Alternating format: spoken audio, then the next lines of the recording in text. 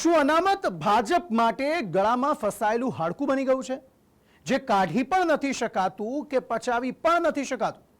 જો ના હોય તો ફરી એક વખત ભાજપ અનામતને લઈ ખુલ્લી પડી છે. ભાજપના પ્રદેશ કક્ષાના મંત્રીએ જાહેરમાં કરેલા નિવેદને હવે ચર્ચા જગાવી છે. એ પણ એવા સમયે જ્યારે રાજ્યમાં સ્થાનિક સ્વરાજની ચૂંટણી જાહેર થઈ છે. ભાજપના મહિલા નેતા નૌકાબેન પ્રજાપતિનું વિવાદિત નિવેદન આગામી દિવસોમાં અનામતની ચર્ચાને વધુ વેગ આપશે અને નવા વિવાદ સર્જશે તે ચોક્કસ છે. એક તરફ જ્યારે દેશભરમાં 76મા ગણતંત્ર દિવસની ઉજવણી ચાલી રહી હતી, ત્યારે આ ઉજવણી દરમિયાન ગુજરાત પ્રદેશ ભાજપના મહિલા નેતા નૌકાબેન પ્રજાપતિ આવેશમાં અનામતને લઈને નિવેદન કર્યું. બનાસકાંઠાના ભાભરના આઝાદ ચોક ખાતે યોજાયેલા પ્રજાસત્તાક દિનની ઉજવણીના કાર્યક્રમમાં ભાજપના પ્રદેશ મંત્રી નૌકાબેન પ્રજાપતિ એક વિવાદિત નિવેદન આપ્યું. નૌકાબેને કહ્યું હતું કે તૃષ્ટિકરણની નીતિને કારણે અનામત હટાવી શક્યા નથી. આજે અનામત માથાનો દુખાવો બની ગઈ છે.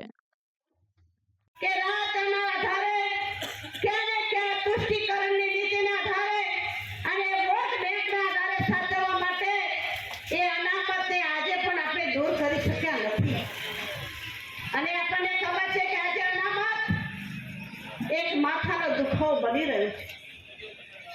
આજે દેશની અંદર આપણું આર્થિક સ્તર સુધરીને આજે 5મા સ્તરે આપણે જઈ રહ્યા છીએ.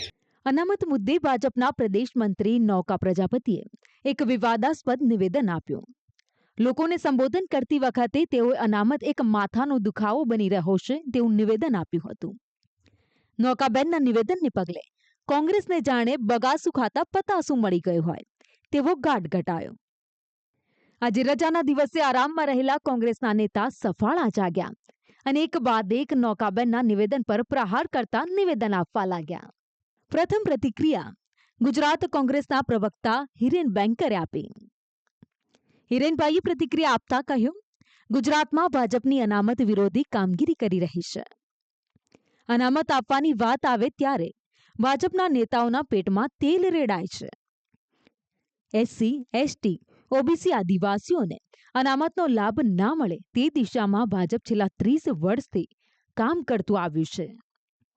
અને ભારતીય જનતા પાર્ટીની અનામત વિરોધી કામગીરી એ હંમેશા દેખાતી હોય છે. ત્યારે બનાસકાંઠાના ભાભોરમાં જાહેર ફંક્શનમાં ભારતીય જનતા પાર્ટીના મંત્રી એ નિવેદન આપે છે કે અનામત એ માથાનો દુખાવો છે.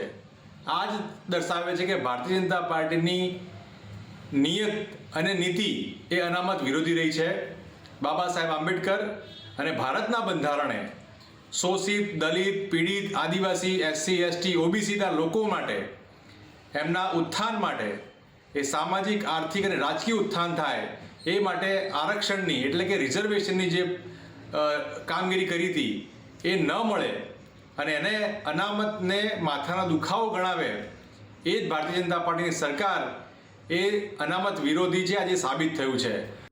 કોંગ્રેસના નેતાઓ ભાજપ પર પ્રહાર કરવાનું ક્યારેય પણ ચૂકતા નથી. હિરેન બેંકર બાદ કોંગ્રેસના અન્ય એક નેતા મુકેશ ચૌહાણે પણ પોતાની પ્રતિક્રિયા આપી. મુકેશ ચૌહાણે કહ્યું, નૌકાબેનનું નિવેદન એ દલિત સમાજનું નહીં પરંતુ બાબા સાહેબનું અપમાન છે. પ્રજાસત્તાક દિને બંધારણ અમલમાં આવ્યું હતું. ભાજપના વિચાર અને વાણીમાં ફેર છે. આજે એવું એમને સ્પીચમાં એવું બોલ્યા છે કે જે બાબા સાહેબે જે બંધારણ આપ્યું છે ને એમાં બંધારણના અંદર જે જોગવાઈ છે એમાં જે અનામતની જે પ્રથા દાખલ કરવામાં આવી હતી એ અનામતની પ્રથાને દૂર કરવી જોઈએ અને તે માથાનો કંટાળાજનક એમને એવો શબ્દ વાપર્યો. તો જો આ જે દલિત અને પછાત વર્ગના કચડાયેલા વર્ગ માટે જે અનામતના અંદર જે જોગવાઈ આપવામાં આવી છે બાબા સાહેબે અને જે એ વખતની જે સરકારની દ્વારા, ત્યારે એનો વિરોધ કરવાનો એમનો હેતુ શું? તો આજે એમને આ દલિત સમાજનું અપમાન નથી કર્યું, બાબા સાહેબનું પણ અપમાન કર્યું છે. સ્થાનિક સ્વરાજની ચૂંટણી પહેલા જ ભાજપના નેતાના નિવેદન જેનાથી વિવાદ ઊભો થયો છે. હાલ તો કોંગ્રેસના નેતા આ નિવેદનને દલિત સમાજ અને બાબા સાહેબ આંબેડકરના અપમાન સાથે સરખાવી રહ્યા છે અને નૌકાબેન માફી માંગે તેવી પણ માંગ કરી રહ્યા છે. આગામી સમયમાં આ વિવાદ વધુ વકરે તો નવાઈ નહીં. બ્યુરો રિપોર્ટ, સંદેશ ન્યૂઝ.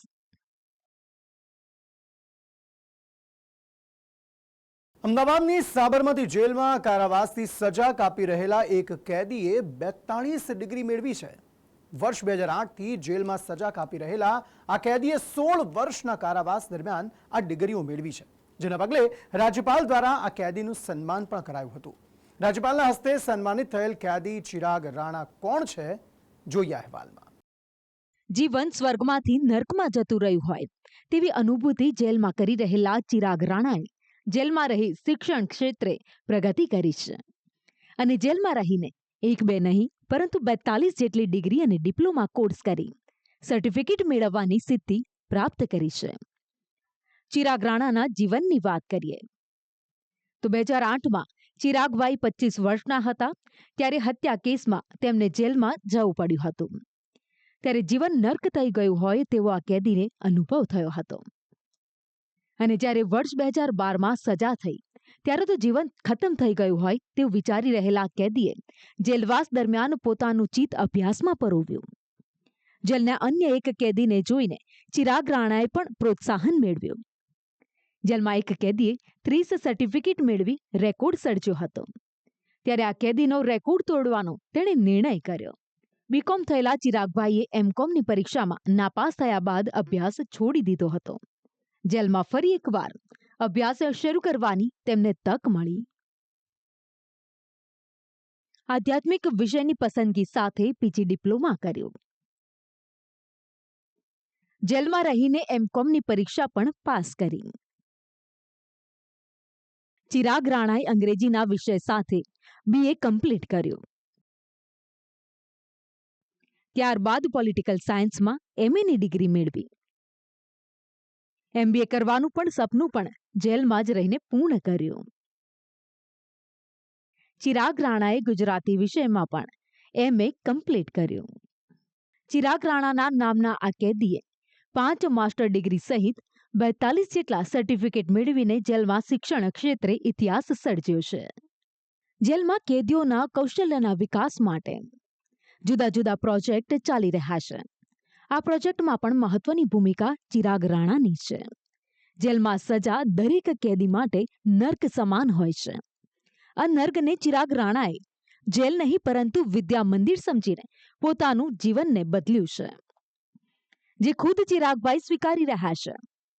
આ સાથે જ જેલમાં ચિરાગ એક શિક્ષક બનીને 100થી વધુ કેદીઓને અભ્યાસમાં મદદ કરી રહ્યા છે. એટલું જ નહીં, કેદીઓની માનસિકતાને લઈને કામ કરતી સમર્થ નામની સંસ્થામાં ચિરાગ રાણા જોડાયેલા છે, જે પોતાની હતાશા તો દૂર કરે છે, આ સાથે જ કેદીઓનું કાઉન્સિલિંગ કરીને તેમને પણ જીવનમાં નવો માર્ગ બતાવે છે.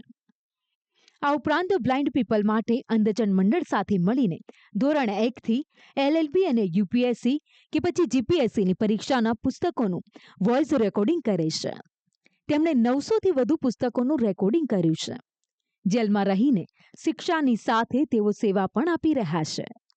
MCOM મેં પાસ કરી પછી એવું થયું કે હવે સમય અહીંયા છે જ મારી પાસે ભણવાનો, તો હું સ્ટડીમાં જ મારું ધ્યાન રાખું, એટલે મારું ધ્યાન બીજી કોઈ ઇતર પ્રવૃત્તિમાં ના થાય અને સ્ટડી કર્યા કરું, જે મને કદાચ છૂટ્યા પછી બી કોઈક રીતે કામમાં આવે. તો મેં ભણવાનું ચાલુ કર્યું. તો મેં BA કર્યું ઇંગ્લિશ મીડિયમ વિથ ઇંગ્લિશમાં, પછી MA કર્યું પોલિટિકલ સાયન્સમાં, પછી ફરીથી MBAની એન્ટ્રન્સ એક્ઝામ લીધી ઇગ્નોવાળાએ, તો એમાં પણ હું ઉત્તીર્ણ થયો. તો MBAનો કોર્સ પણ મારા હમણાં પતી ગયો. એટલે ઓલ ઓવર ઇન્ડિયામાંથી હું એમ કહી શકું કે મેં 5 માસ્ટર ડિગ્રી લીધી હોય એવો કદાચ હું એક જ પ્રિઝનર હોઈશ કે જેને આટલી ડિગ્રી મેળવી હોય. એટલે MCOM કર્યું, MA કર્યું political science, MA Gujarati, MBA કર્યું HRમાં અને MSc આધ્યાત્મિકતા એટલે વેલ્યુ એજ્યુકેશન એન્ડ સ્પિરિચ્યુઆલિટી.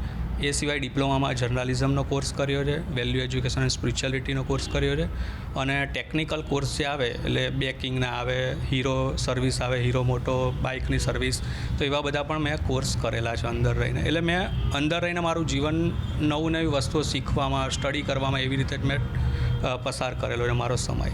જેલમાં કેદી ચિરાગ રાણા દરેક કેદીઓ માટે પ્રેરણારૂપ છે. તેમણે કેદીઓને જેલમાં અભ્યાસનું પ્રોત્સાહન આપ્યું. તેમની આ ડિગ્રી અને સર્ટિફિકેટ જોઈને રાજ્યપાલ દ્વારા પણ તેમનું સન્માન કરવામાં આવ્યું. ગુસ્સો અને ભૂલને કારણે કેદીઓ જેલની સજા ભોગવી રહ્યા છે.